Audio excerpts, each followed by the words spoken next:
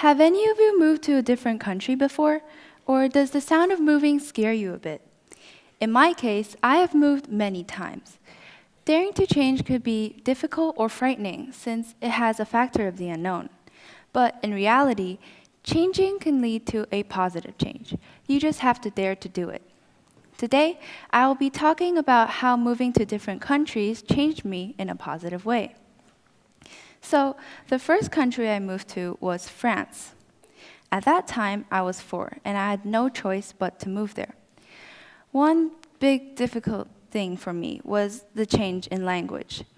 I only knew Chinese, so I couldn't communicate or understand anyone there. One memorable experience for me was when I was in kindergarten preparing for a small drama performance.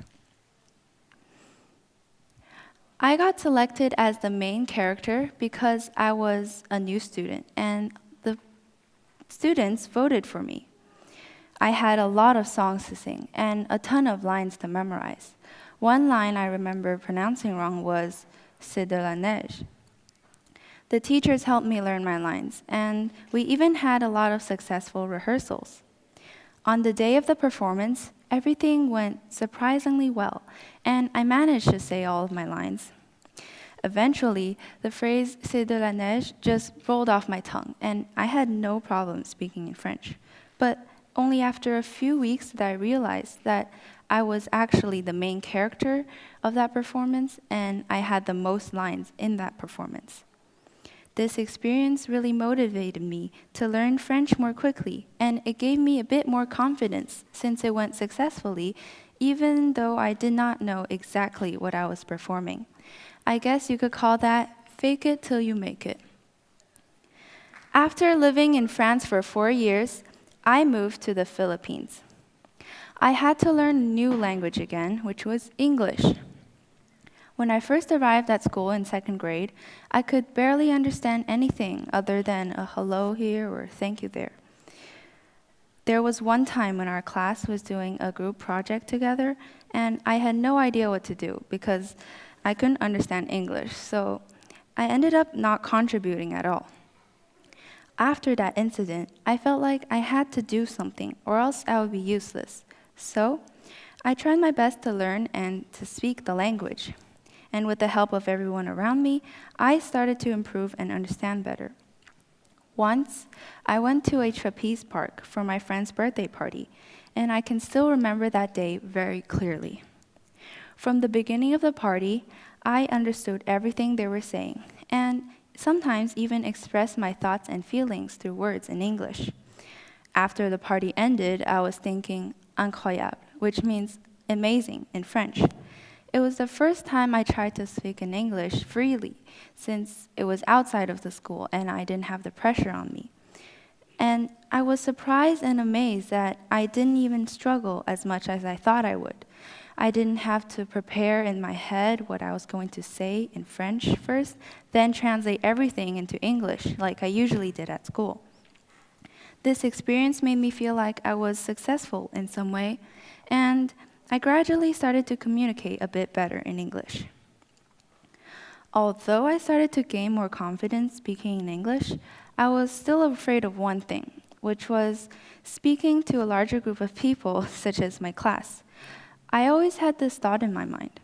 如果我答错了，他们取笑我怎么办? Which means, what if I get the answer wrong and they make fun of me? These thoughts filled my head every time I tried to raise my hand. So I ended up not participating in most of my classes, and a lot of my teachers even pointed that out. I had to change. And my chance came 4 years later when I moved to Singapore. This time, I switched to a French school. Even if I've learned French before, a lot of things have altered since. And by that, I mean a lot has altered with the way people speak in middle school rather than in kindergarten and 1st grade. I found out that the students in middle school use a lot of slang in their everyday speech. And a memorable one was chouette, which usually means owl. But in French slang, it could mean cool or nice. In the beginning, I was really confused as to why they would bring up owls in every conversation they had. Luckily, I had some nice friends who explained the real meaning, and I finally understood the context. Understanding these slang words helped me understand day-to-day speech, and knowing that I can understand the context and the real meaning, I felt somewhat assured. Eventually, I understood everything, and the language itself was no problem for me. After a while, I thought to myself, why don't I try to open up a bit more and try to speak more in class? At first, I was a bit hesitant and I doubted myself, but I knew I had to do it sooner or later. So I just went for it and joined in on the class discussion.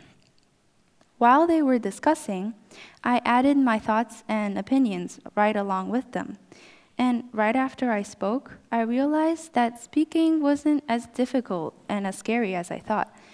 It was honestly quite fun, and I realized that I understood the context even more if I participated. After almost 2 years, I moved once more to where I am now. After all these times and all of these changes I've made, I've gotten used to adapting and learning new things each time. Every time I moved, I learned a new language and became a bit more confident until I adapted fully. In the beginning, I was shy and timid since I didn't understand the majority of what people were saying. Currently, I am doing a TEDx speech in the third language I've learned at a school that I started just this year. After going through all of these experiences, I will say only one thing. 只有当你敢于改变时，你才会知道结果。Ce n'est que lorsque vous oserez changer que vous connaîtrez le résultat et la manière dont vous changerez. Only when you dare to change will you know the result and how you would change. Thank you.